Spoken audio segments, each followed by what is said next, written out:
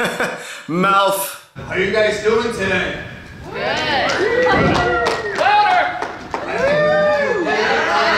Let's start over. I said, how are you guys doing today? I like the energy on that side the most. Yeah. Let's make up for it on this side. One last time. How are you guys doing today? That's much better. Thank you. All right, this is the panel, How to Be a YouTube Star. I'll introduce our teams. So we have Matthew Scott Kimple, aka John Wick, here on my left from the MEGACon Films team. Over here we have Sean Ward and Mackenzie from the Sean Ward Show. And what up? And I'm Jason from MEGACon Films, and also frequent guest on the Sean Ward Show. Give it up for us.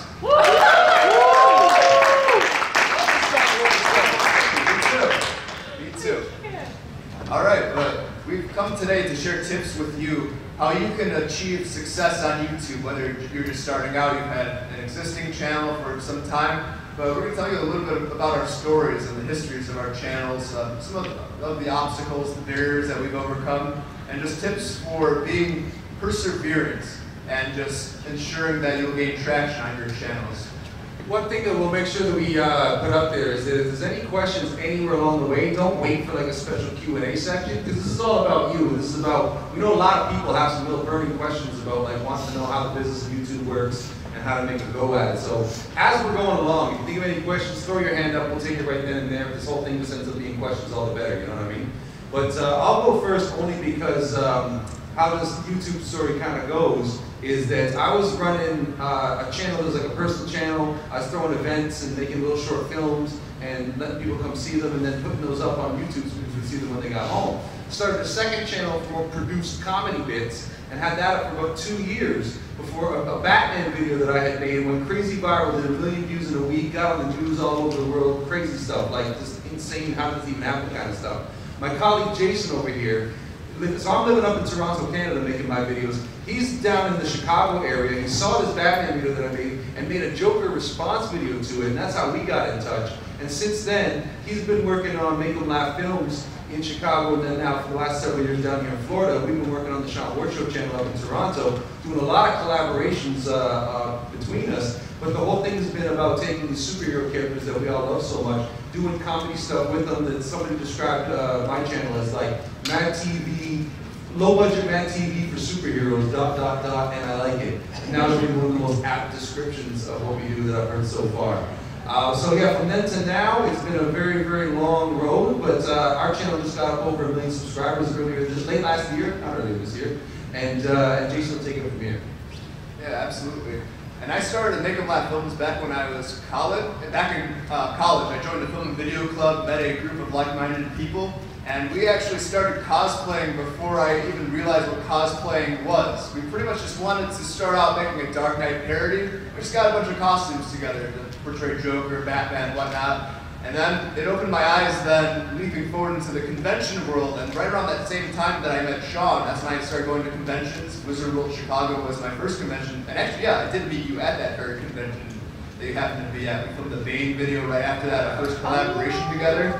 And then fast forward to moving down to Florida, because honestly, I got sick of the Chicago winters, they did me in. So me and my now wife, we moved down here to Florida, and I met a group of like-minded people through a local comic book store, actually.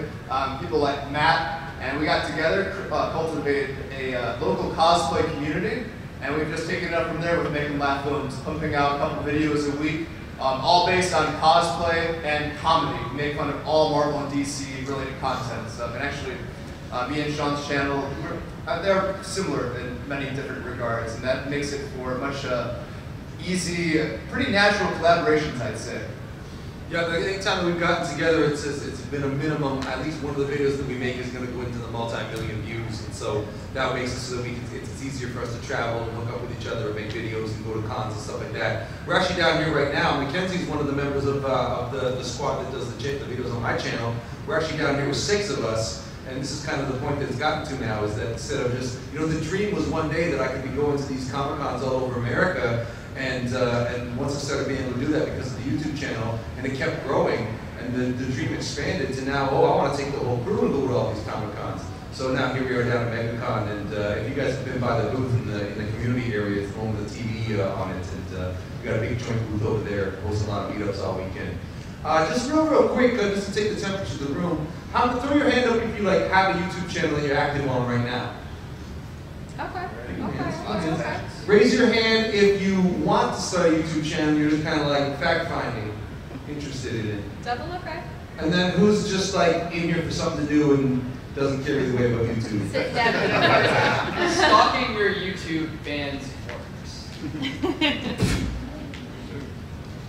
Well, what's like the #1 kind of thing that people are wanting to know about in here? Because like I really want, I mean, we could go all day just telling you about like our stories and videos that we made and whatnot. We really want to make sure that this has got the value for you guys. So if there's any question out there right now, I really want to know what you guys are like curious about, or what trouble you're having with your channels, or what you're interested in as far as the YouTube landscape goes. There's our first one over here.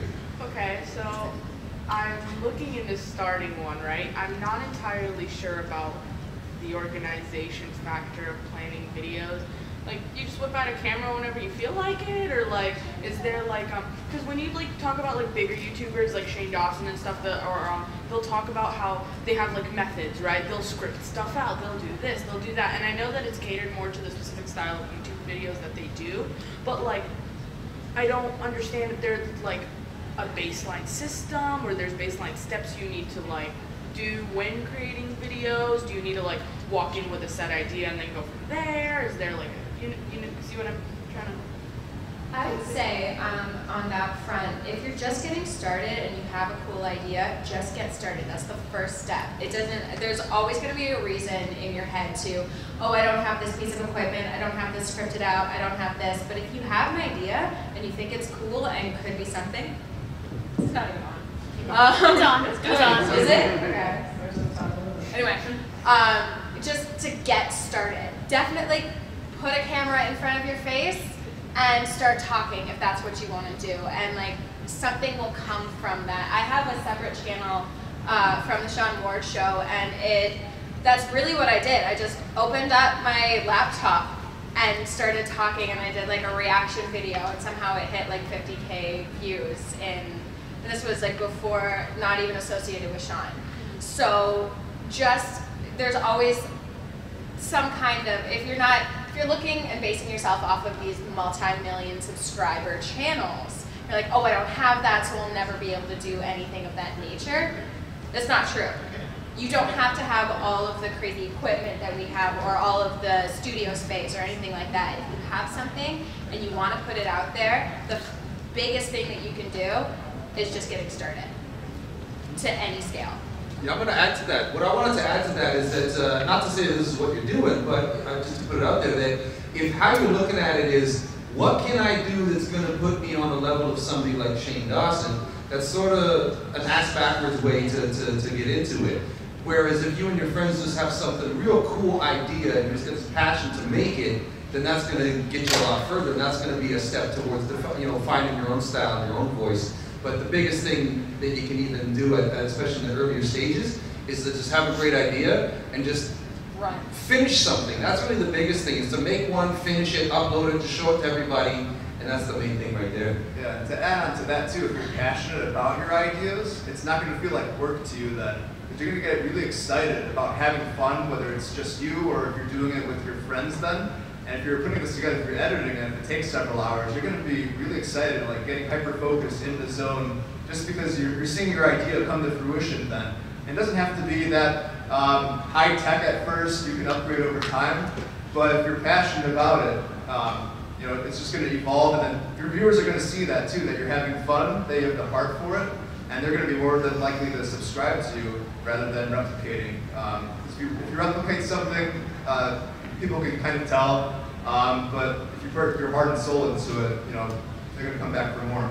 There's also something to be said for the internet is this place where you can fail and there's no one that's going to know. So if you make something and it ends up not working out or no one likes it, you can just try something new and no one ever knows you did that. It doesn't hold you back in any kind of way. So it's like the idea that a lot of kind of internet guru kind of people put out there is to fail often. That you should be eager to fail, because each failure is a step closer to actually figuring out what it is that you can do and what you're going to do.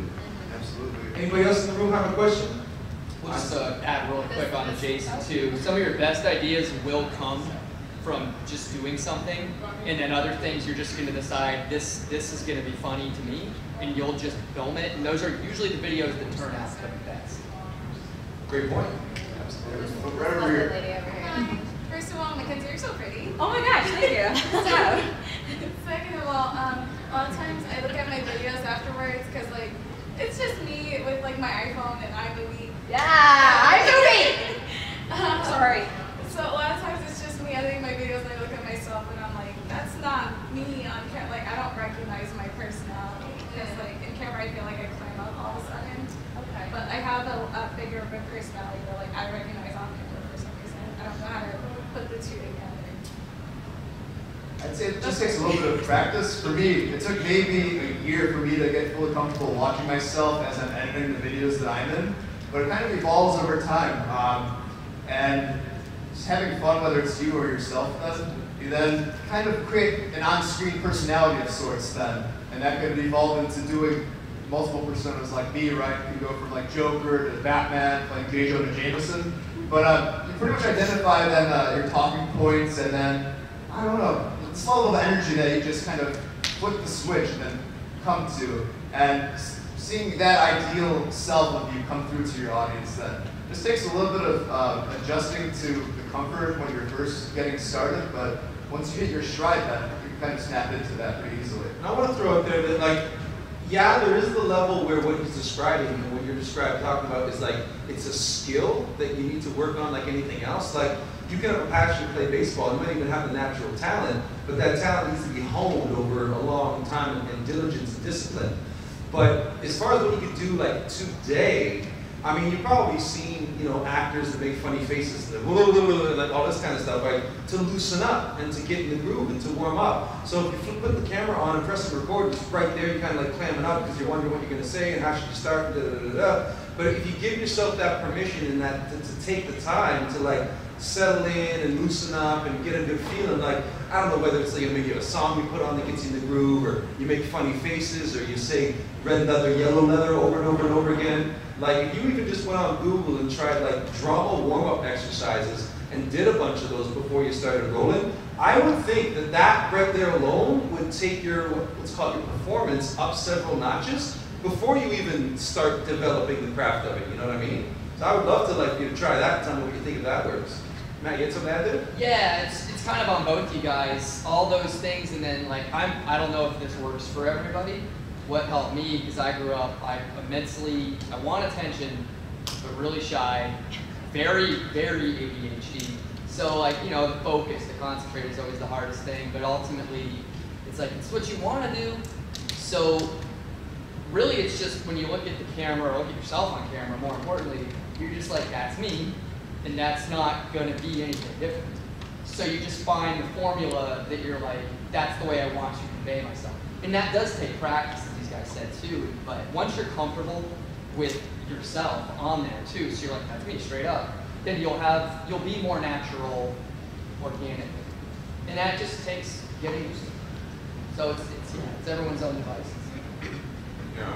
Anybody else up there? Oh, I see one in the back, to the back corner, and then we'll come over to this corner. Okay. My name's Richard. Hey guys. What's up? And I'm already part of a collaborative team group that's doing stuff on YouTube already. What I'm mostly curious about is more of getting advertising and all, and like what point do you hit that certain viewership number, or that's even an option, and how to increase that so that you Well, can there's go actually from doing hard and something fast like- numbers attached to that. Yeah. Well, there's actually hard and fast numbers, because to be eligible for Yeah. monetization, what's the number? I think It's it's, like 4,000 now. I was like 10. yeah, I think it's like 10,000 hours of watch time in a 365-day period, and a certain I think subscriber. 1,000 Minimum of 1,000 subscribers is the current stipulation. 1,000 subscribers. 1,000 subscribers. So 1,000 subscribers and 10,000 hours of watch time in a year. Yeah. Okay. And then that makes you eligible for monetization.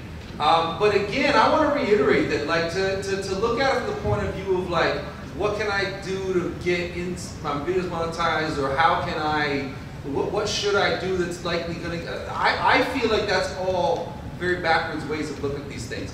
I'm sure there are people who have been successful at having that kind of formulaic approach to things, but I haven't been one of them. I've always found that I've been successful with things that are like the kind of things that I couldn't not make it because I just like I'm so passionate about it and I'm gonna do it anyway. And like, you know, this is at a time before there was, you know, when I didn't have monetization on my channel.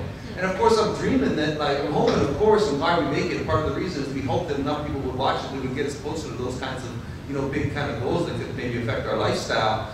But that's not where it comes from. In my experience, it can't be where it comes from. It's, in my experience, it's got to be like the thing that you and your friends want to do. But there's also things you can be doing like today to kind of get around, you know, so you're not eligible for YouTube monetization, but maybe you guys, because you're part of a collective, so if you put your heads together and came up with something you could make that would be epic enough that would be worth putting it on a screen, even if a screen is like a bed sheet pinned to the wall, in a bar that you're friendly with, right? And charge friends and family $5 a head to come in and see this thing that you made. That's how I got started. I made my first videos before I even like, YouTube was just a place to upload them so that people who came to my shows and watched them on the screen could see them again when they got home. You know what I mean? So, because I had put myself in a position back then where like I knew that to have kind of a quote unquote regular job would be like a distraction. So I said, okay, I'll take the lumps. And I used to go out like make my own comic books and sell them on the street. And that's how I earned a living. Then making videos started making videos about that lifestyle I was living. And then putting on release events for new issues. Okay, well, what can add more value to the release event? Oh, I'll show these little movies I'm making. And these kind of incremental steps, you know what I mean? And so the YouTube monetization thing came way later, but I was already, quote unquote, earning a living as an artist, whatever that meant for, you know, $3 comic book at a time, before any YouTube monetization thing happened, you know what I mean? So there's a real art to being kind of just creative as an artist and coming up with new and interesting ways to make $5. And if you can make $5 today, like going from 0 to 5 is the bigger jump than going from 5 to 10 or even 5 to 50. Because then you can just scale it up, right? But the main thing I would say at this stage, especially because you're part of that collective, I mean, hell, just to see what happens, spin it like a top and see where it goes. Come up with something cool you can make with your friends, find a place where you can show it, sit somewhere and charge people $2 even or whatever to come see it, just see what happens. And then you take notes on that and do something different next time, and you know, that's how it starts to build, I think, and I hope that answered, you can answer your question. Yeah, well, the one thing is I didn't even really know what was the actual marker point, so that's where I was like going, just the basics of what is that's this, and, you know, just yeah, well, to have ads on your videos on YouTube, that specific stream of revenue, that's the market for that one. Now the next hand we saw was right here with this one. Yeah. So my question was, I think it kind of goes with the story that you were trying to convey with selling the comic books and things like that. I come from like a different background in the salsa dancing industry, but I wanted to know from your perspective, what made it decide in each of your personal lives to say, hey, like metaphorically speaking, putting all the chips on the table to say, I know I want to invest in this, regardless if I make 2 cents a week, 20 cents a week, $20 a month. You know, what made you decide, I know I want to do this, therefore I'm going to do whatever it takes to get to that point, and anything that you make extra is, of course, like the icing on the cake. I'm going to let Jason take this one first, and then I'll chime in after. Yeah, absolutely. Much like Sean, I like to have very big ideas, and then if someone doesn't think I can accomplish something, I like to prove them wrong. So by saying no to me, I like to see that as a huge opportunity to just exceed my expectations as well as proving them wrong. But then, starting out actually, this is a good example of it. I was doing editing and the video making back in college. I had a lot more free time. Fast forward to now, my full-time real-world job is a health administration. I'm a director by day with the healthcare stuff, and I'm a director for the YouTube stuff by night. So I'm essentially working 2 full-time jobs. Currently I have 50,000 subscribers with my own channel. I make enough money from YouTube directly to upgrade the equipment like that video camera there, cosplays, some other types of equipment and gear. Back when I first started the channel, it's been 10 years almost at this point. I had a Halloween store-bought Batman costume from The Dark Knight. Very cheap stuff. But going forward with the channel, I knew that it's just exactly what I wanted to do. Because day in, day out, I like brainstorming comedic ideas about all these superhero characters, Marvel, DC, brainstorming ideas, my friends, doing these awesome collaborations. That's what I live for. And even if it means staying up until 1 or 2 in the morning, doing some script writing, video editing, I just believe in this, and long term, I have huge ambitions. Like, I have my eyes set on doubling the subscriber count to 100,000, and then from there getting to 1 million subscribers then myself. I know it's going to take a ton of energy and time, and it's still going to be like working 2 full-time jobs and now adding the conventions to the factor where it's almost like being in a rock band going on tour to out of state and even out of the country visiting these guys in some cases. But it's grown exponentially since the start. That's a result of the passion, the perseverance, essentially. Because not many people would be able to do that if they didn't have the heart for it. What I'll throw in there is this, like, for me personally, I've never had the personality to be able to go, like, do another job. Like, I understand that we need money to survive, but I think partly owing to the fact that my kind of home life as a kid was really kind of tumultuous, moving around a lot, and there's always some kind of like big drama going on, so I never had any sense of like stability. So my passion and my artistic expression was what stability I had. I think it's tied to that. But what it amounted to is that when I grew up, says the guy in Joker makeup, when I grew up, I was working a telemarketing job at one point, and I just was like, this is not me, I can't do this. I had this kind of aha moment where I was like, oh, all these people that I kind of looked down on when I was a kid, wondering, oh, how do people just end up, doing jobs they're not interested in, and going to jobs they hate and stuff like that. It's like, oh, it's not that they decide to do that. It's just life goes on, and that's what it ends up being. So I had a moment of realizing that, like, at the age that I was at, right, I was young enough that I could make some mistakes and I could live modestly and I could try to figure things out. And that's what what could I do to try to make a buck?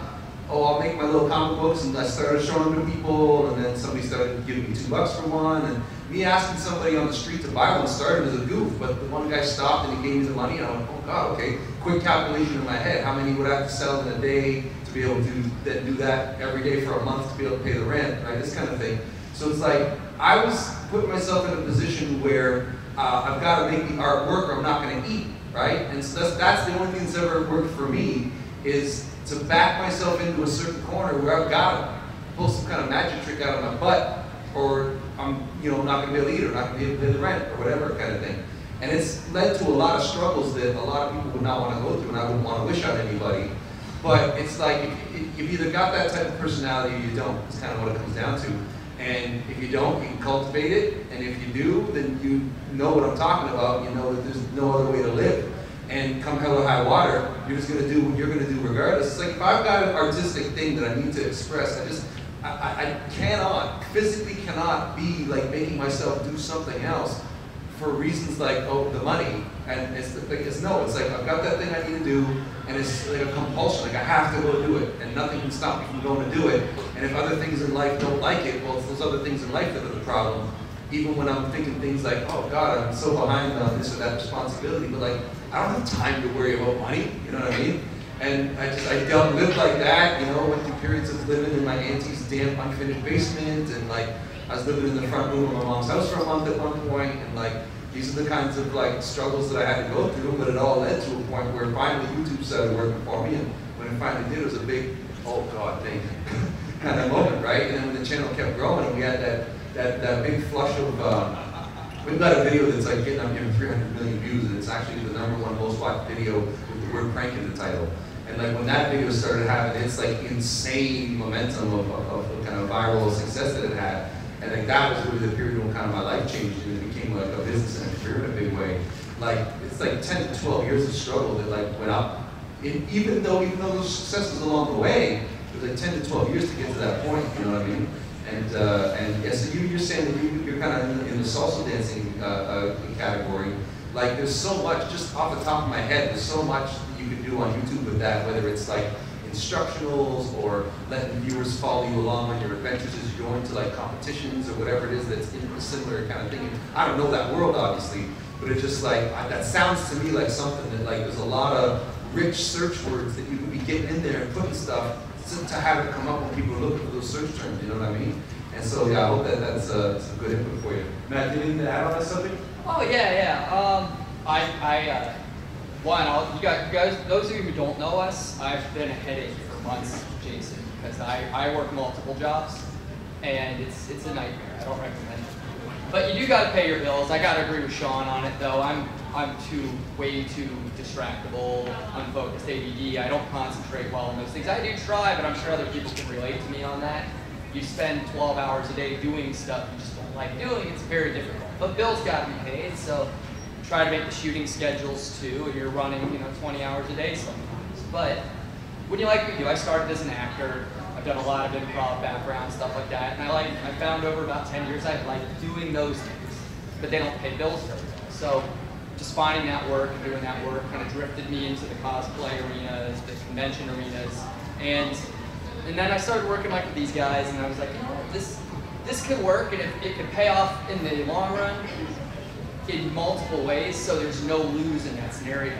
Ultimately, you can start making a living, or even under that tier, just barely, you're still finding ways to use your time doing stuff you actually do want to be doing, and I think that's absolutely the most important thing that you should be trying with what you enjoy. I'm going to also speak to that a little bit.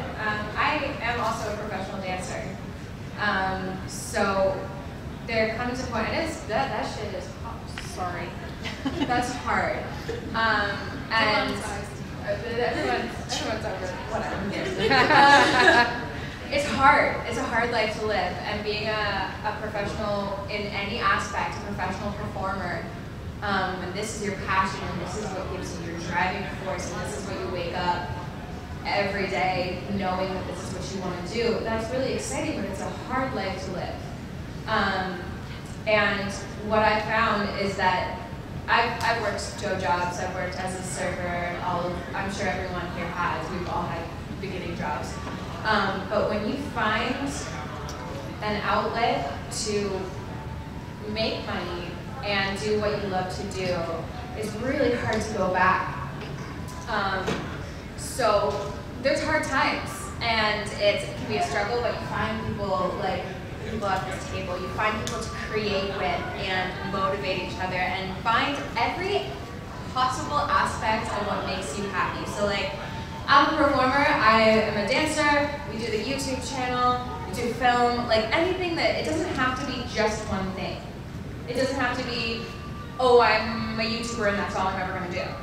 You can be that, but at the same time, if there's other things that make you happy and give you that spark of life in your heart, then do that as well. There's 24 hours in a day and 360 of all that. And it doesn't have to be just one thing, and you don't have to keep yourself in a box.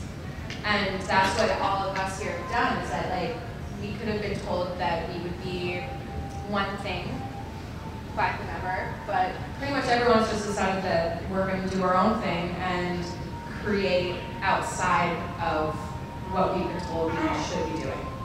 I don't know if I can do any kind of insight at all. You don't need 3 hours of sleep. That was a lot. That was a lot of words thrown at you. Right back here. Oh yeah. I am a producer of an animated comedy series on YouTube. And I wanted to ask, what advice would you give for an animated comedy series? We haven't done a whole lot of animation, so I couldn't really speak to that specific need. But I would think that the kind of the overarching sort of universal principles would apply there. Can you think of anything you would address to an animation-minded channel? I can't speak as well to the animation portion, other than maybe just continuing to hone your craft, and just with any other skill with media making, just continue to hone it over time and develop those techniques to just make them as sharp as possible. But we can definitely speak to the comedy aspect of that. In terms of the comedy, though, through trial and error, you actually figure out what kind of jokes will resonate with your audience, and then which jokes you should stray away from.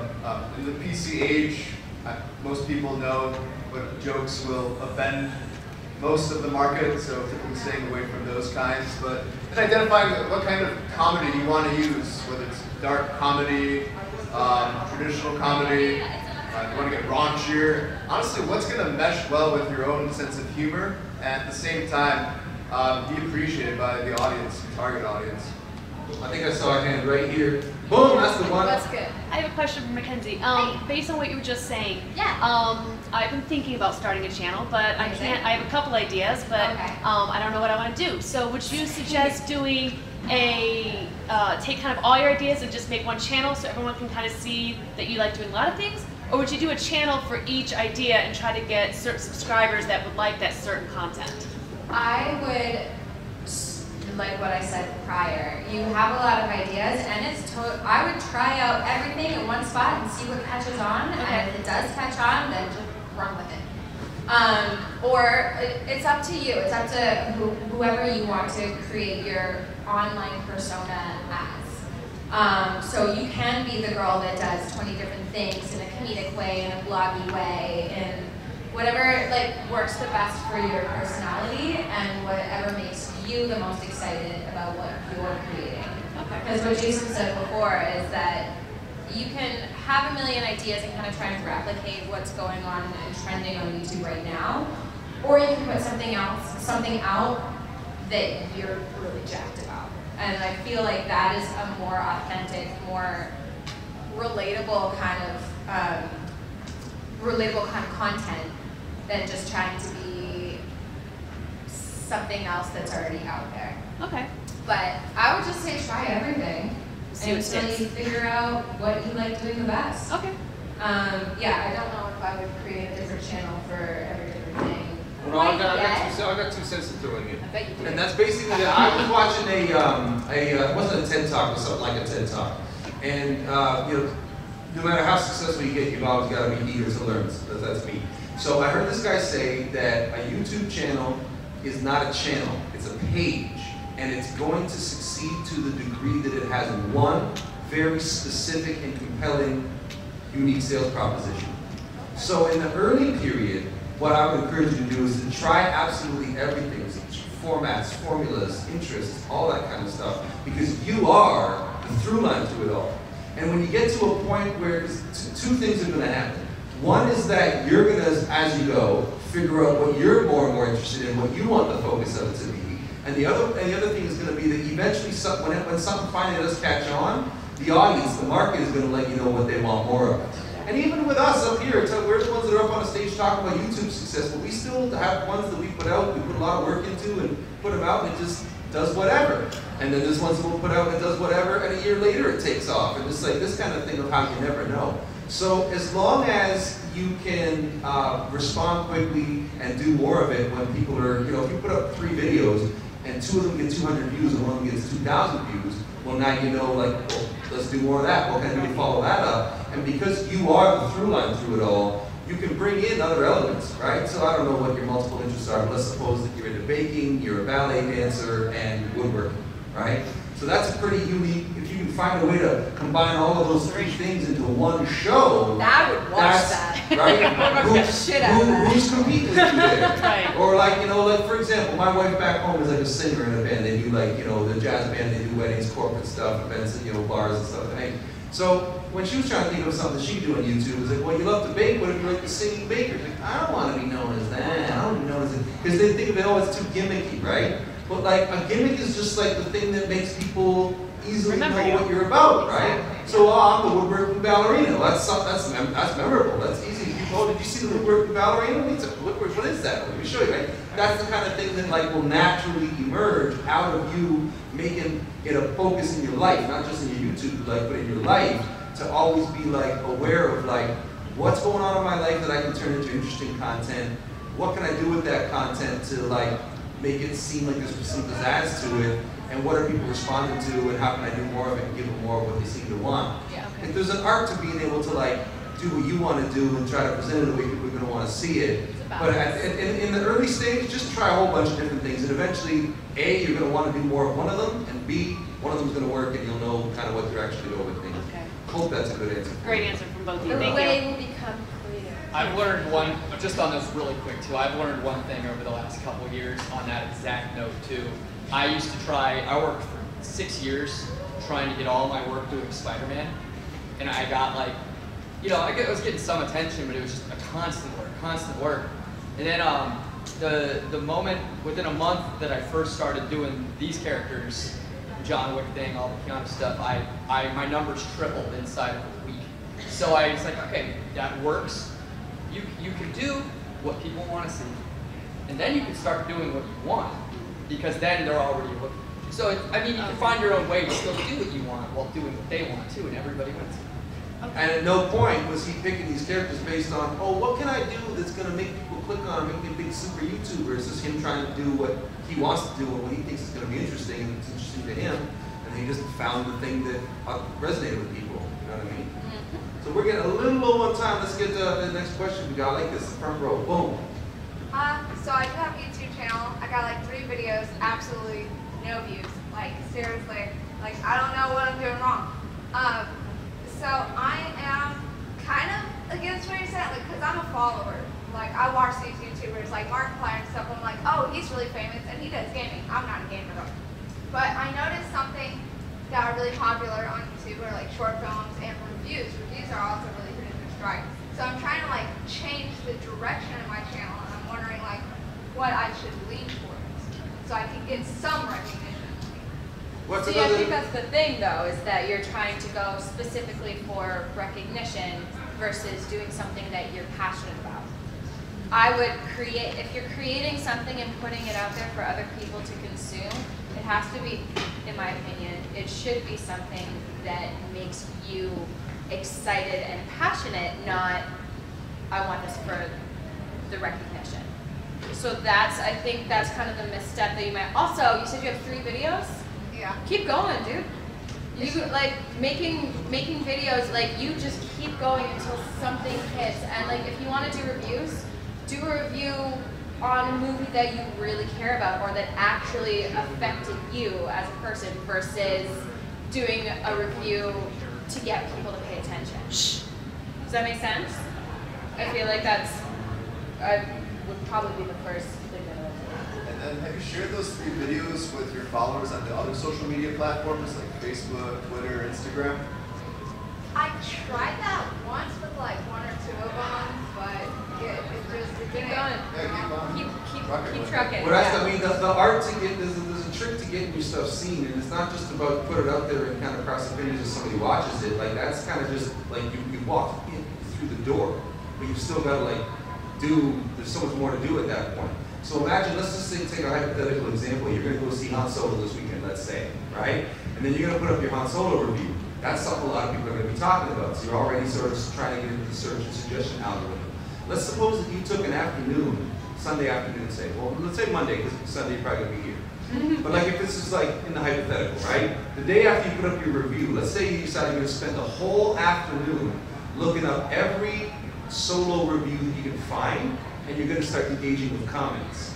So a lot of the people who see your comments that you've left are going to, if you're giving interesting feedback that is part of a bigger conversation or saying something even that's bombastic or whatever, the idea is that maybe a few of those people are going to say, well, who is this person? Let me see if they're legit. And they click over your channel, and they're going to watch your stuff, or they're going to see your solo review, right?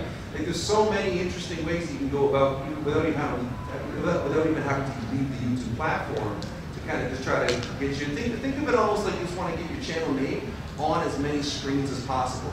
So you put up the video, but now you're going to drive traffic to it. You can do social media, you can call everybody you know on the phone or whatever, but like getting into, there's something to be said for being part of a community, right? And you hear that a lot too, is they find a community that you can be a part of. And I think that might be a piece of advice for you at this stage.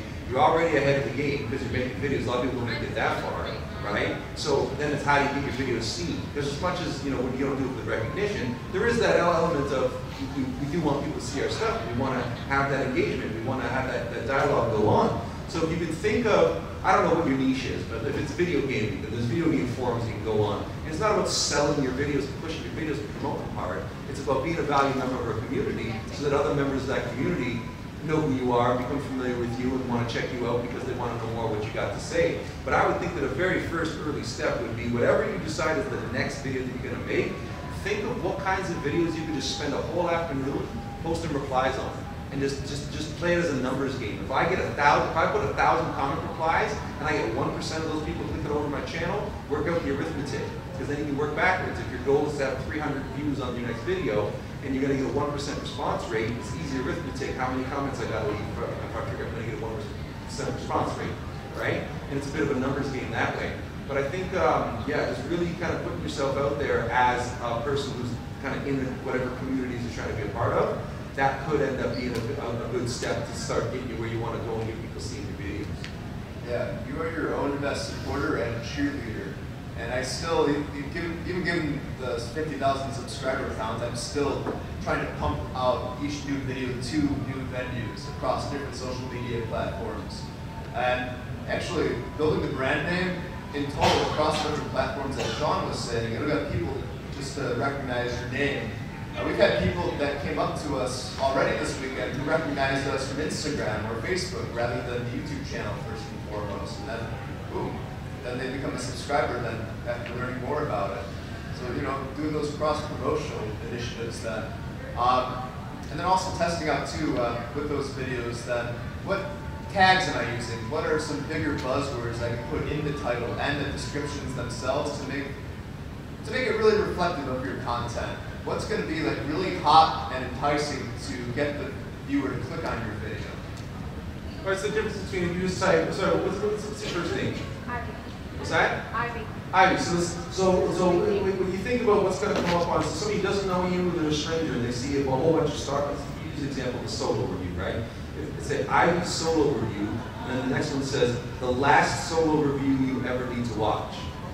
Right? It's these kinds of little things that you can do with your titles and your descriptions and your tags, that kind of thing also plays into it a lot too. We didn't even get to touch on the whole thing of strategizing how you do your optimization.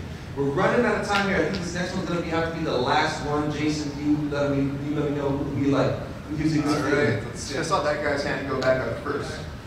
Well, here's my big question too. What you discussed earlier and some stuff. I want to ask you about this.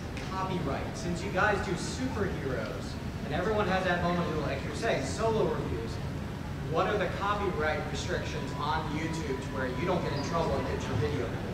Well, that's kind of an easy question, in that, like, is the question, what it comes down to is that legal thing called fair use.